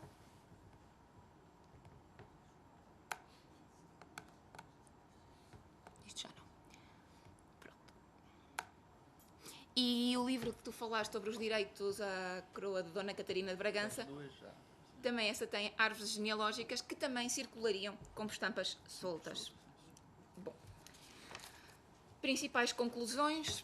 Nós vemos aqui, primeiro, há uma diferença grande em termos de suporte. Se em Portugal vimos que há mais, ou encontramos, sobram hoje mais pinturas, vemos que pinturas é uma coisa que não circula na Europa. Seria muito difícil fazer circular todo um óleo, toda uma tela, mas sim há uma grande rapidez e uma grande preocupação em fazer gravuras, em fazer circular estas gravuras, esta quantidade de gravuras. O mesmo Ameidan dizia a propósito das gravuras portuguesas que viu à venda uma quantidade delas e que as comprou todas para que ninguém visse tamanha infâmia. Este é um episódio que se pode ver também em Nápoles, na revolta de Massaniello. Há preocupação às vezes por parte dos espanhóis de comprar o estoque inteiro de imagens ou comprar os protótipos ou o modelo mesmo que se usava para fazer as figuras de cera para evitar que outros as pudessem ver e as pudessem comprar e espalhar. Pronto, isso era uma prática relativamente comum. As gravuras, os retratos do rei, estas árvores genealógicas, não as vemos em Portugal. Em Portugal vemos a pintura, muitas vezes acompanhada dos sermões, destas explicações dadas pelos padres nas cerimónias. Em Portugal a aceitação do rei também foi muito rápida, portanto foi extraordinariamente, bastante mais rápida do que se poderia supor. Não houve assim grandes resistências, isto muito genericamente, evidentemente. Em termos de argumentos, em Portugal temos mais argumentos históricos. Há uma alusão grande aos episódios fundacionais, a episódios em que a independência de Portugal esteve em perigo, Dom João I, Dom Afonso Henriques, enquanto que em França, em Inglaterra, em Roma, em Veneza, durante as negociações de paz, havia uma aposta maior nas linhagens e na demonstração da legitimidade através também dos atributos visuais, para que não houvesse dúvidas a esse respeito. Em relação aos públicos, se em Portugal o grande público poderia ir à igreja e ver as imagens, eu não sei até que ponto é que, por exemplo, em Paris, o grande público de Paris teria acesso a estes retratos de Dom João IV. A verdade é que eu não encontrei até agora, nem em diários, nem em notícias, manifestações de comoção, como aquela em Roma, que também era uma pessoa não afeta à causa portuguesa, portanto também não podemos acreditar que se calhar a comoção também não era assim nada exageradamente grande, podia ser um artifício literário perfeitamente, mas não tenho grandes notícias de o povo comum em Paris a admirar os retratos de Dom João IV ou em Veneza, por exemplo, não é? Portanto, seria mais limitado a embaixadoras, seria mais limitado a pessoas que trabalhassem nessas esferas. Podemos questionar finalmente estas pinturas. Algumas pessoas comentaram, serão estas pinturas propagandísticas? Eu acho que mais propagandísticas são pinturas, muitas delas, para celebrar. No entanto, não devem deixar de ser consideradas, porque foram feitas na época, tiveram um público e continham uma mensagem que eu acho que é importante termos em conta no momento de analisar a criação e a projeção da imagem de o rei. Ainda nas imagens de fora, outro dos argumentos que também circularam, que eu não mencionei porque não dava para tudo, fizeram-se também aquelas imagens em vinhetas, como se fossem os principais momentos. Nós conhecemos a imagem holandesa, e agora, ver se eu encontro. Diz? Não, é que tem 4. Tem, exatamente, mas há mais. A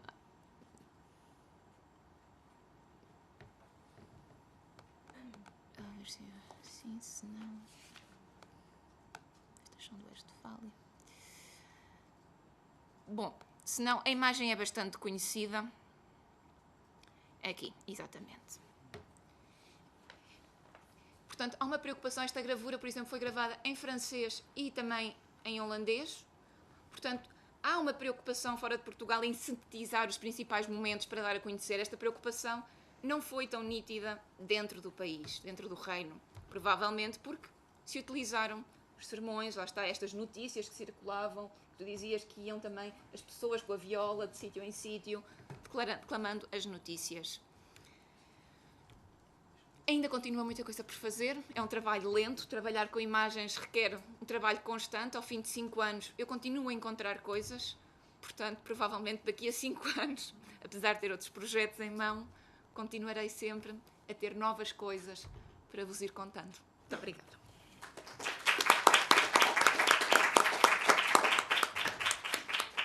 Não sei qual é que é o espaço que guardamos, estamos em cima da hora aqui para o debate. Estamos em cima da hora, mas eu acho que vamos dar 15 minutos. Muito bem. Muito bem. Eu tenho uma pergunta. Não sei se posso começar. Desculpe. Mas diga.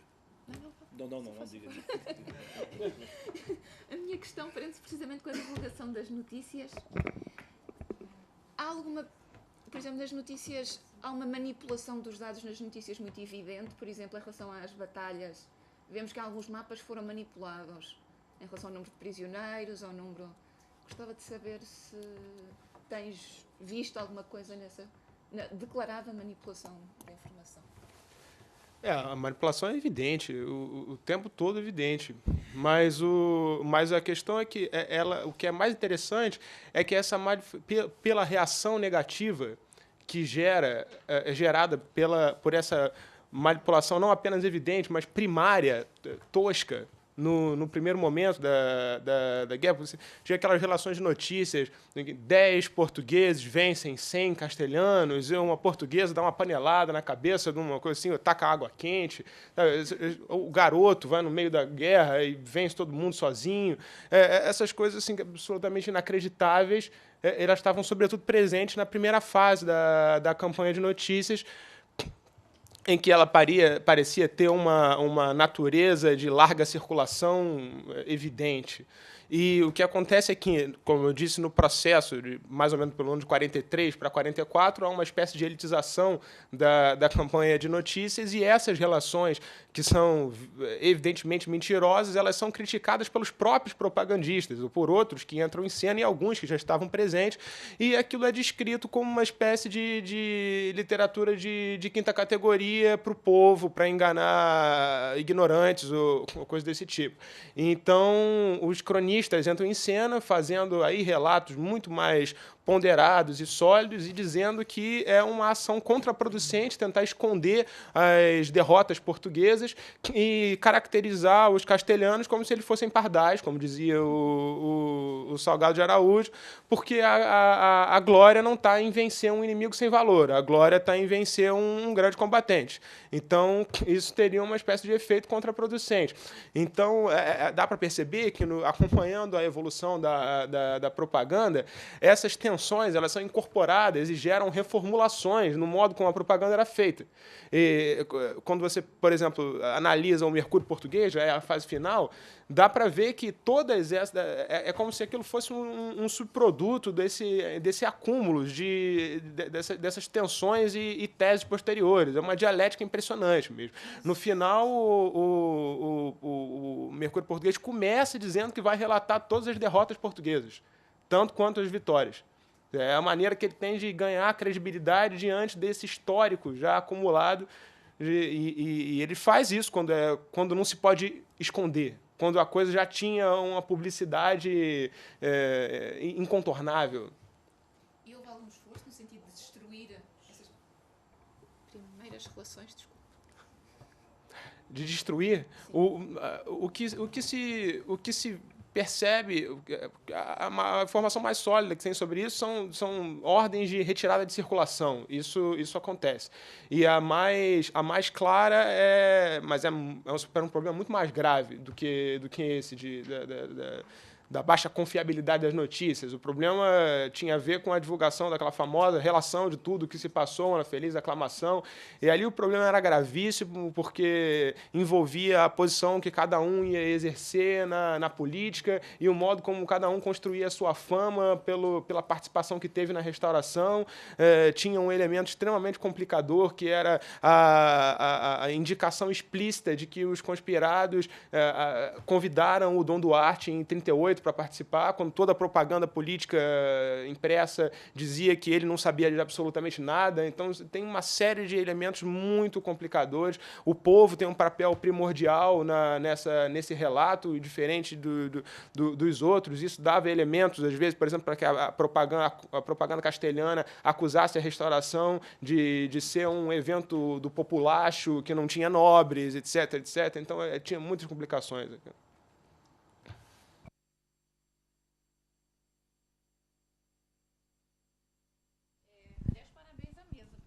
Realmente fechou. Ai, acho que todo mundo me ouve, né?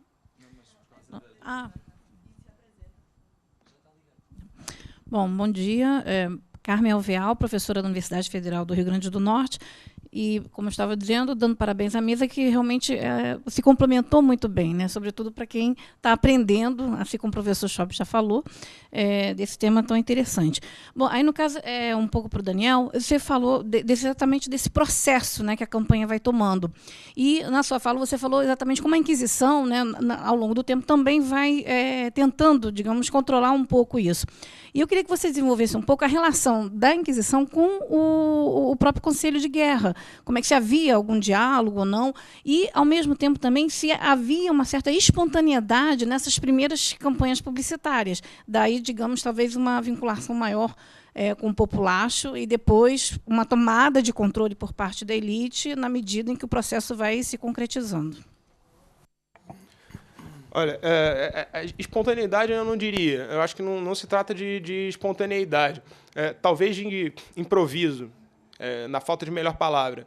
Eu acho que, de alguma maneira, essa natureza improvisada aparece nas outras comunicações também. Eles não tinham um pessoal preparado para exercer aquelas atividades. Não existia em Portugal, pelo menos até onde eu pude verificar, qualquer tipo de corpo de agentes da informação, agentes propagandísticos preparados, uma máquina que pudesse ser movida. Então, isso era preciso ser feito com quem havia. E isso exige um processo de negociação extremamente complicado. Você não tem como simplesmente forçar os homens a agirem segundo os seus desígnios, simplesmente porque você botou uma coroa na cabeça, ou que puseram, né? Que a puseram em você. Então, o que acontece é que há vários indícios desse improviso e da tentativa de, aos poucos, ir transformando isso em alguma coisa controlada. Como eu disse, há uma pretensão centralista, e não uma ação centralizada. E, de fato, para isso acontecer, era preciso também a consolidação de um poder governamental que não estava dado de antemão. Essa consolidação parece que só aconteceu mesmo no final da guerra, com a chegada do Castelo Melhor, do Antônio de Sousa de Macedo, já quando termina a regência.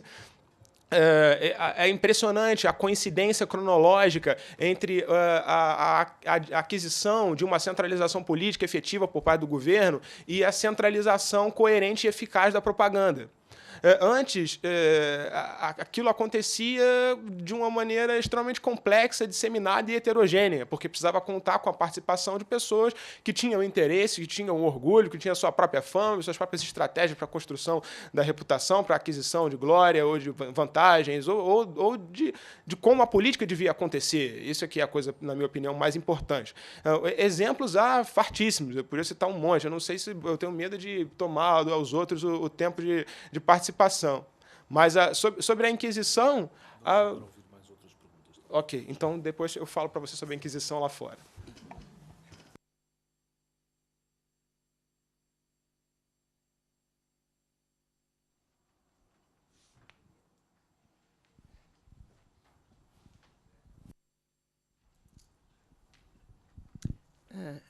Tamar Herzog from Harvard. English or Spanish? Spanish, okay. Me ha gustado mucho cómo está pensando la diplomacia como un campo mucho más grande, más amplio de lo tradicional, que siempre la diplomacia se hacía a partir de los diplomáticos, ¿no? Y un poco pensando en lo que ha hecho Jean-Fred en su charla, que ha pensado la política más amplia de la forma que siempre la pensamos, incluyendo los que no quieren hacer política, pues el suyo, los mercaderes. Pero yo me pregunto si hay una forma de ir incluso más allá. Pienso, por ejemplo, no sé si conoces el libro de Renaud Muriot sobre el Canal de la Mancha, la política de los pescaderos. Él estudia, por ejemplo, cómo los pescadores que están de ambos lados, francés y inglés, del Canal de la Mancha, están negociando lo que son realmente acuerdos diplomáticos, la frontera, la relación entre dos naciones. Entonces, yo me preguntaba, por ejemplo, tus mercaderes, claro que son una red de apoyo a los diplomáticos, pero ¿no hacen ellos también una cierta diplomacia hablando entre ellos? Un mercader portugués hablando con el mercader francés diciendo esto está bien. Y si podías llegar a este nivel, yo creo que sería fabuloso. Não sei se... Não, com certeza. Nesse caso mesmo dessa primeira embaixada, esse personagem, esse Gaspar Fernandes de Lyon, é um negociante, um comerciante flamengo de famílias portuguesas e francesas que está estabelecido em Paris. E ele, como ele tem uma correspondência constante com o Cristóvão Soares de Abreu, a gente vê que ele está diretamente em contato com outros negociantes em Hamburgo, em Amsterdã e diversas outras regiões da França mesmo, estabelecendo esses contatos. E mesmo, como eu dei o exemplo, é escasso, justamente o envio de um retrato de Dom João IV para um comerciante em Bruxelas, né, nem uma região ainda sob domínio espanhol. Né? Então, sim, são vetores também de propaganda, não só porque essa rede de comerciantes de origem ibérica é fundamental para o sustento da diplomacia portuguesa, as transações financeiras e comerciais, a transmissão de letras de câmbio, tudo isso era fundamental para a circulação do dinheiro necessário às embaixadas, mas, além disso, eles eram agentes de propaganda fundamentais, como, por exemplo, Jerônimo Nunes da Costa, em Amsterdã, que, depois da restauração, se torna mesmo agente diplomático oficial. Então, é mesmo uma carreira possível nesse período.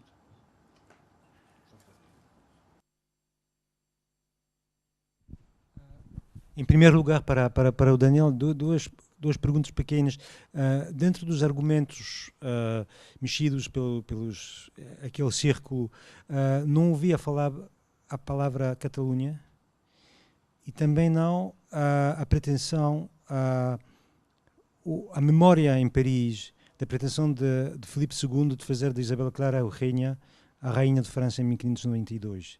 porque tu falaste muito sobre a questão genealógica e tal, e queria saber até que ponto argumentos que têm a ver com a história de França intervêm na retórica dos portugueses. E para a Joana, apenas uma pergunta, talvez porque não entendi bem. No final da tua exposição, fizeste uma frase para dizer que aquilo não era propaganda e portanto, qual é o problema com a palavra propaganda?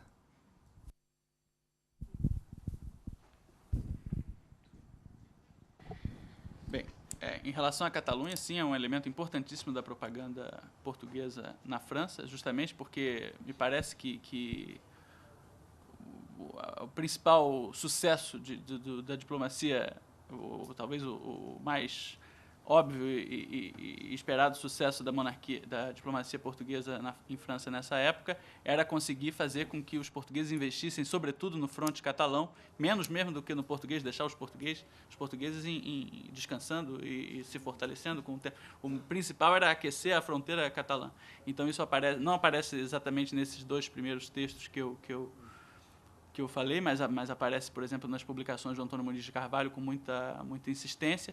Inclusive, é uma coisa que o próprio Antônio Muniz de Carvalho é um secretário da Embaixada do Conde David Guerra, a embaixada seguinte. Ele, numa carta ao Luís Pereira de Castro, que está em Münster, nessa mesma época, fala, inclusive, do sucesso que teve os seus argumentos do seu livro França Interessada em Portugal sobre a Catalunha, está já circulando e sendo comentado pelos próprios políticos franceses nos conselhos e tal. Então, é um exemplo mesmo do sucesso da propaganda. Já em relação à questão da história da França, sim, aparece. Esse caso da Isabel Clarogênia eu não encontrei. Mas eu vejo muito esse recurso que eu comentei. A história, bem, por exemplo, a questão das relações entre Portugal e França anteriormente, e todos esses argumentos que enaltecem a posição da França no cenário europeu e que mobilizam a historiografia francesa da época. Há realmente um esforço de se integrar ao discurso tradicional e se vincular mesmo à propaganda francesa. Sim, não há problema. Eu também uso mais ou menos a palavra propaganda. O problema é que muitas vezes é-nos colocada a questão de se não estamos a usar a palavra propaganda antes de podermos usar a palavra propaganda. Eu mais ou menos uso a palavra. Devo confessar que no meu trabalho vou usando, mas às vezes por razões semânticas, porque é anacrónico, ou porque não se deve usar, ou porque as imagens em Portugal não são polémicas, não são imagens de ataque, como foram nos Países Baixos, por exemplo, ou não são imagens controversas. Deixemos a propaganda.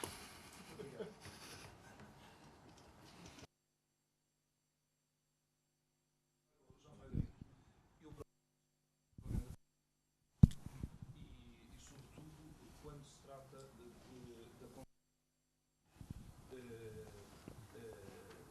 estar a identificar o uso da imagem, sobretudo de imagens do Dom João IV nesta mesma altura, imediatamente com os mecanismos, digamos, da propaganda, pode-se constituir num bloqueio à própria análise dessas mesmas imagens. E, portanto, eu acho que é preciso ter algum cuidado, aliás, como com a construção de outras imagens que circulam, por exemplo, no interior da corte, que não foram necessariamente feitas para serem vistas e para serem propagandeadas.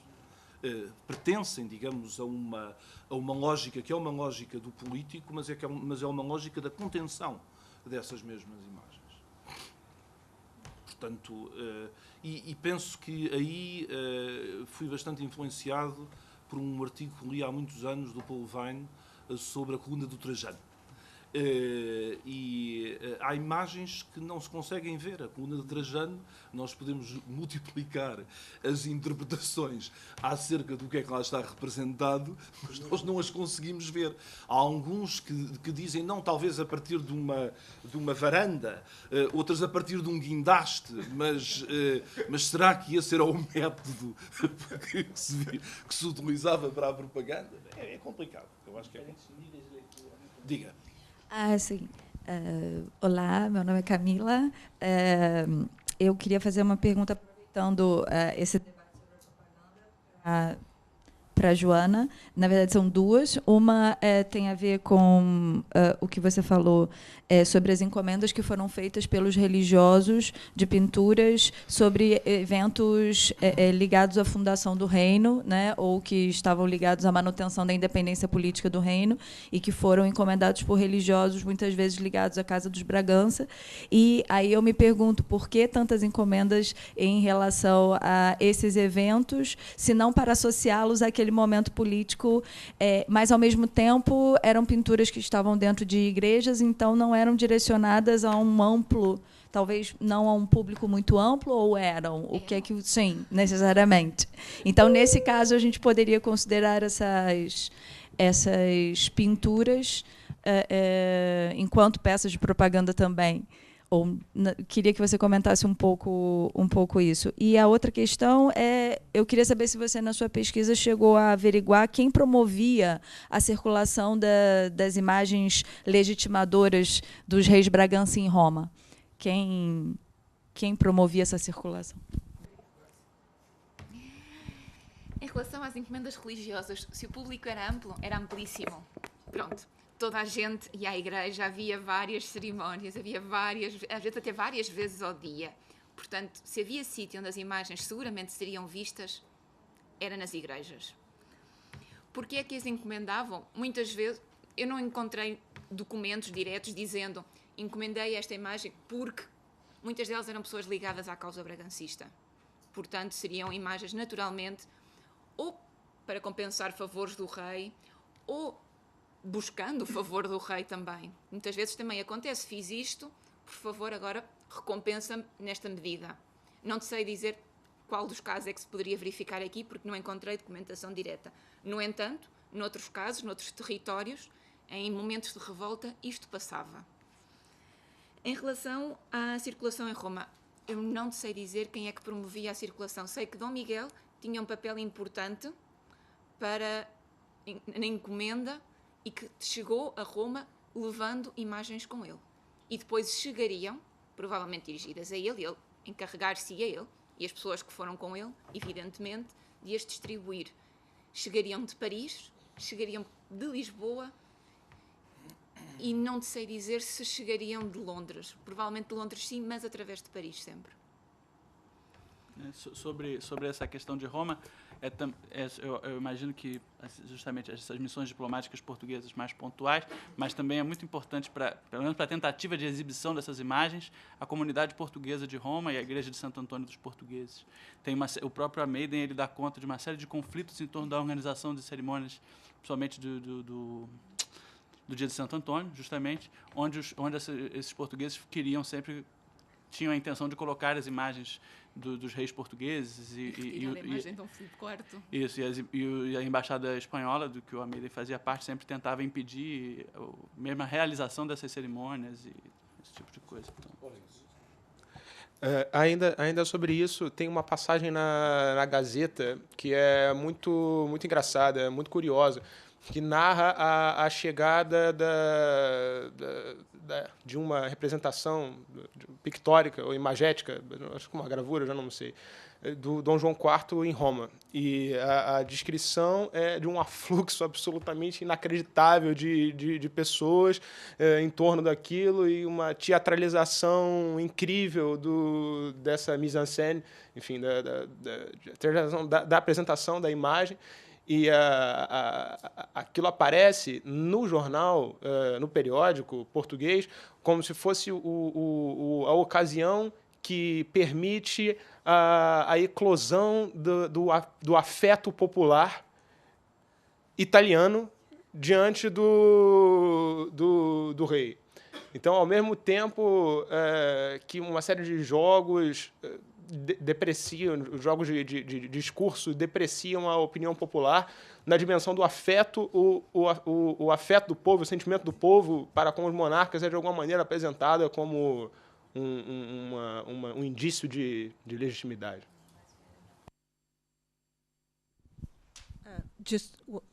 Una cosa, yo creo que propaganda está bien, pero a mí me gustó mucho que hayas dicho celebración, y ahora lo que he escuchado de lo que has dicho tú es personificación, porque yo creo que en la época moderna las imágenes eran presencia, mucho más de que son para nosotros. Entonces, tener la imagen de João es como tenerlo ahí, ¿no? Entonces, yo creo que hay una lógica que va más allá de convencer, que eso es lo que asociamos con propaganda, sino también celebrar un sentido comunitario de acuerdo, pero también personificar a una persona que no está. Entonces, a mí sí me gusta que no solo se hable de propaganda.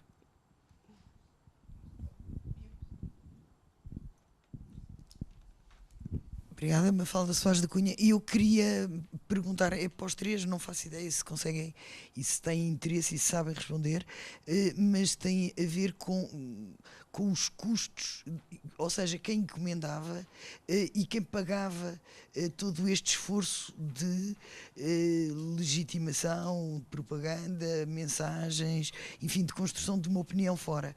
E desse ponto de vista, qual era a parte que saía, ou se conseguem avaliar a dispersão dos custos, quem financiava isto, e se tinha a ver com Dom João IV, ou se tinha a ver com a intermediação, mercadores, enfim, um pouco em torno de perceber como é que se distribuem estes custos e se é possível saber quanto é que isto teria, este esforço, teria custado.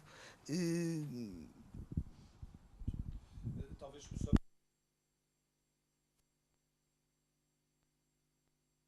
só queria lembrar.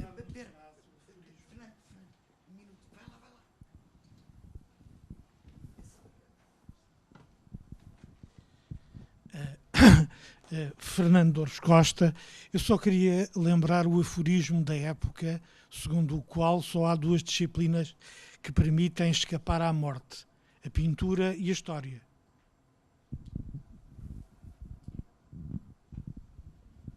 Mais alguma pergunta?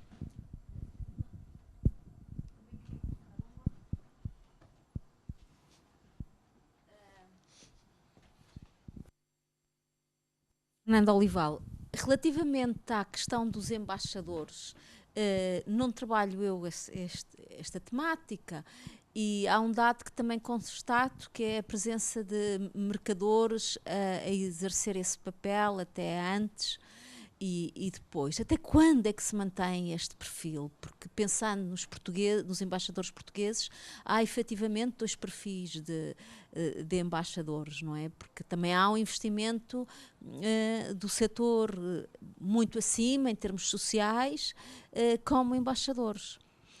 Tem alguma ideia sobre isso? Obrigada. Eu não sei se eu entendi.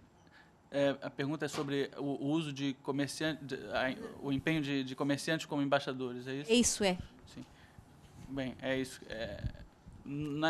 Durante a restauração, como eu estava dizendo, há muitos. A principal atuação desses mercadores em contato com as embaixadas é mais oficiosa do que oficial, mas há alguns casos mais eminentes, como os da família Nunes da Costa, o Jerônimo Nunes da Costa em Amsterdã e o Duarte Nunes da Costa em Hamburgo, que em determinados momentos são os principais representantes portugueses nesses locais, né?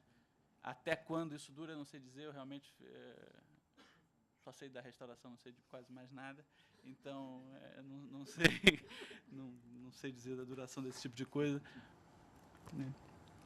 Bom, sobre a questão de quem pagava por essas...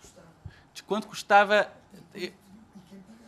sim, quanto custava, eu não tenho assim a informação precisa sobre esse tipo de coisa, mas sobre quem pagava, normalmente o que eu encontro é que essas publicações eram encomendadas, eram pagas com o dinheiro das embaixadas. O dinheiro das embaixadas, que podia vir de Portugal, mas na maior parte das vezes tinha a ver com essa circulação de letras de câmbio que ligava todas essas redes de comércio, somente da costa francesa até Hamburgo, até as ligas hanseáticas, por onde circulava esse dinheiro. Mas há outros exemplos também mais curiosos. Há, por exemplo, o Antônio Muniz de Carvalho, quando ficou como residente em França, aparentemente foi ele mesmo com o seu próprio ordenado que financiou a publicação do livro que ele publicou, agora eu esqueci o nome, e depois ele fica... ele escreve tentando recuperar esse dinheiro, tentando que a coroa lhe pagasse esse dinheiro, tentando provar que aquilo era um serviço que ele tinha prestado também como residente, como agente diplomático, e não um desvario, como parece que se dizia em Portugal.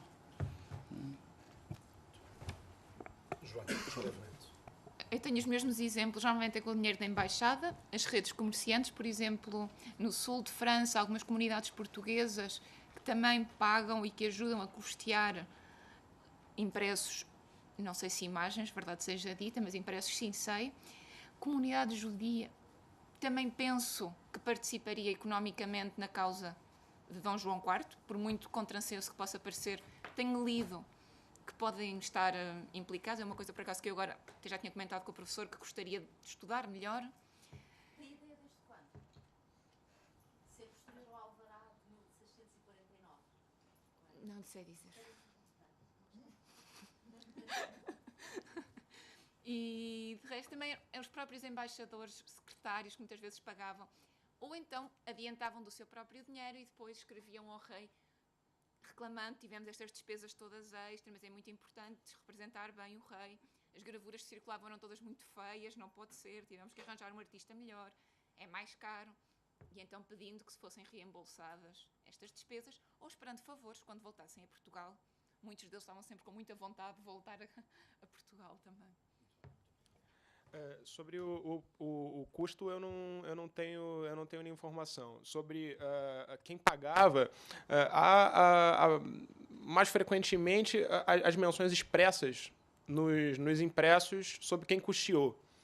E aí, normalmente, são os livreiros do rei, o livreiro do Estado de Bragança, e há ocasiões em que os tipógrafos aparecem como os financiadores. Curiosamente, nessa relação de tudo que se passou, que gerou tanto problema, foi o Antônio Álvares que pagou, e não só, se não me falha a memória, não só pagou, mas se apresentou como uma espécie de agremiador de vontades e de plumas. Ele dizia, há muito tempo que todo mundo pede uma relação sobre o que aconteceu no dia da tomada do poder, do golpe da aclamação, no dia da aclamação, e ninguém tinha coragem de publicar, e finalmente eu consegui encontrar alguém capaz de fazer isso, mas de fato o nome não aparece, o nome do autor não aparece, aparece só o nome do impressor, que quase aparece como uma espécie de agremiador de vontades políticas. O que há ainda é escassamente alguma referência sobre a tiragem. Tem uma relação sobre a Companhia de Comércio do Brasil, por exemplo, foi impressa na primeira edição, 750 exemplares. Antes de terminarmos, eu gostaria de dizer 2 ou 3 coisas para arrumarmos aqui assim a casa e conseguirmos, se calhar, reter alguns aspectos para discussões futuras e para os próximos painéis. O primeiro aspecto, que é muito simples, diz respeito ao modo como as 3 comunicações lidaram com a questão da periodização. E penso que tanto o esforço do Daniel Saraiva, no sentido de tentar historicizar os panfletos da Guerra da Restauração, como a concentração na Embaixada de Paris de 1641, como a construção das diversas imagens, põe em causa, digamos, 2 ideias principais. A primeira é a da reconfiguração e, portanto, a da ruptura e, portanto, a da utilização de categorias temporais, aqui assim, associadas a ideias de ruptura. De ruptura em relação à opinião pública ou à formação da opinião pública em relação com a política, como o Daniel Saraiva propôs, de ruptura no que diz respeito à reconfiguração da diplomacia, e penso que aqui as cronologias a que estamos habituados em termos de história diplomática tendem exatamente a exacerbar os acontecimentos de meados do século XVII, como o Daniel Pimenta aqui assim sublinhou, mas também, ao lado da ruptura, a ideia de que se existem novas tentativas, como por exemplo esta de tentar legitimar a figura de um duque a partir dos seus atributos régios, existe também a utilização da memória, e da memória aqui, nomeadamente da memória de um outro fundador, isto é, do fundador como Afonso Henriques. E penso que tanto os quadros relativos à batalha como à conquista de Lisboa, como outras representações de caráter histórico, nomeadamente em relação à figura de Dom Afonso Henriques, tornada ou sobreposta, digamos assim, à figura de Dom João IV, têm que ver com essa ideia, com essa outra concepção do tempo que apela à memória. Portanto, periodização em relação a rupturas, a reconfigurações, mas também periodização tomando em linha de conta o modo como as próprias representações do passado se inscrevem nestas mesmas rupturas. E, portanto, como é que o passado é, para utilizar uma palavra que foi aqui assim referida, é manipulado, digamos assim. E a figura de Dom Afonso Henriques surge aqui assim como uma figura que é objeto dessa mesma manipulação, digamos assim.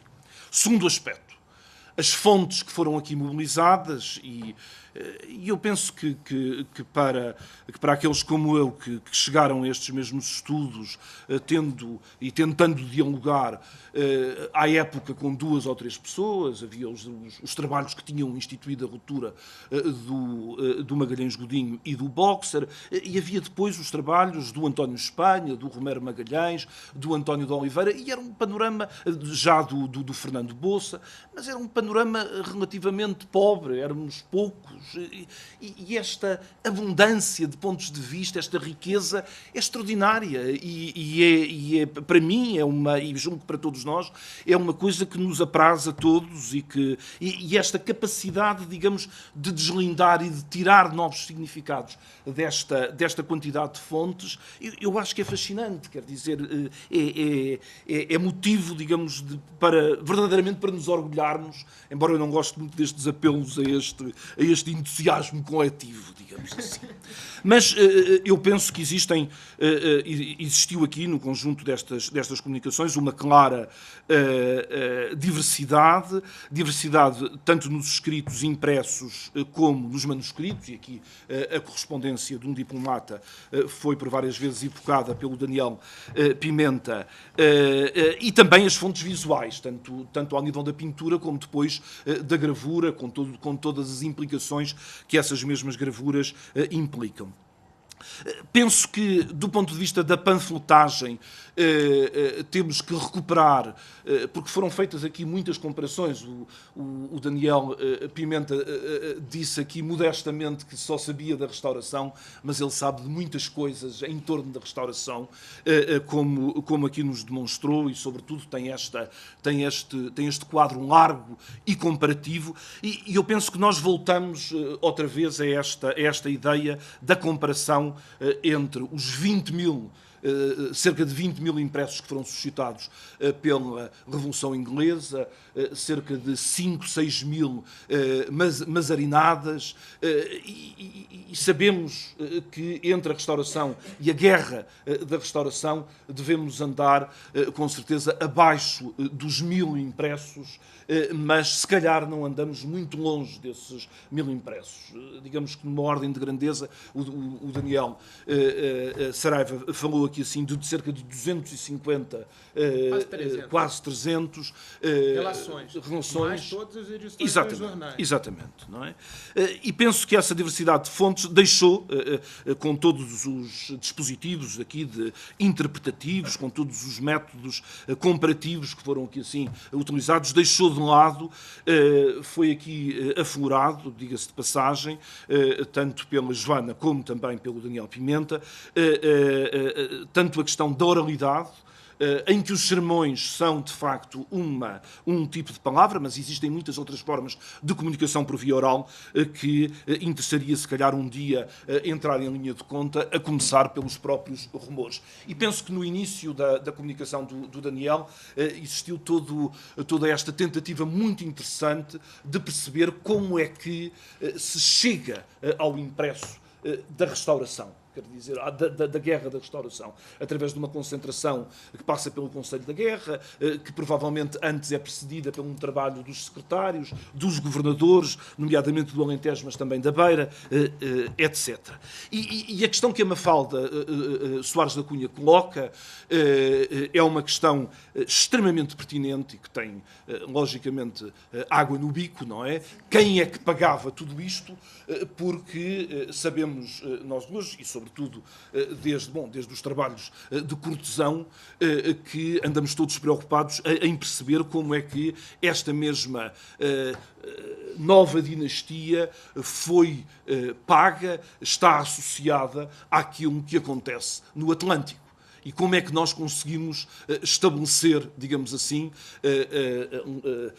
uma relação de causalidade entre aquilo que acontece no Atlântico, aquilo que acontece com esta economia dos escravos e do açúcar e aquilo que nós conseguimos do ponto de vista da legitimação. E, portanto, a pergunta da Mafalda vai exatamente neste mesmo sentido e não é por acaso, eu julgo que aqui há esta percepção por parte do Daniel Pimenta que ele evoca o caso do António Muniz de Carvalho, tão envolvido que esteve na questão do negócio do Brasil, estudado pelo Evaldo Cabral de Melo, e de facto aqui, de uma forma que é difícil de reconstituir no seu sistema de causalidade, nós vemos como é que um agente tão envolvido no negócio do Brasil acaba por ser ele a custear trabalhos de propaganda, neste caso. Por último, há aqui, e importa de facto, a questão foi posta pelo professor Schoube, e muito bem posta, há aqui, está relacionada com esta ideia de elitização da propaganda, há aqui uma questão conceptual que nos condiciona e nos condiciona fundamentalmente no nosso modo de colocação dos problemas pertinentes. Porque nós todos estamos aqui assim, abraços, com modos de colocação de questões que sejam de facto pertinentes e muitas vezes seguimos pistas erradas, muitas vezes batemos com a cabeça nas paredes e esse modo, muitas vezes, de colocação dos problemas prende-se com determinadas escolhas conceptuais e vice-versa. Penso que a ideia de elitização da propaganda, devo dizer, aqui sublinhada ou aqui apresentada como hipótese por parte do Daniel Saraiva, é uma ideia extremamente atraente, embora ela esteja desde o início, desde 1641. Estou-me a lembrar, por exemplo, de alguns escritos, tanto do João Salgado de Araújo como do Luís Marinho de Azevedo, que claramente se querem demarcar o modo como constroem as formas de legitimação do novo Dom João IV de qualquer coisa que cheire a popular. Qualquer coisa que cheira popular... São exatamente esses textos que eu Exatamente, não é? E, portanto, o processo é um processo de elitização, mas que está presente desde o início. Desde 41? Assim. Desde 41. Quais são os textos? Neste caso, do Príncipe Encoberto, não é? Está lá totalmente sublinhado. Agora, só um pormenor. Existe a outra relação. Existem também formas dotas de construção do popular. E essas são, em muitos dos casos, muito mais difíceis de tocar. Isto tudo para dizer que existe um conjunto de conceitos, e para concluir, que vão desde o de propaganda ao de opinião pública, desde diplomacia a circuitos de comunicação que se prendem com redes mercantis, passando ou mantendo relações com o mercado do livro e com o da própria circulação e o modo como estas mesmas imagens circulavam. Penso que este arsenal de conceitos que foi mobilizado aqui pelos três oradores necessita de ser retido em futuras discussões e para proveito de todos nós. Muito obrigado. Fazemos aqui assim um intervalo.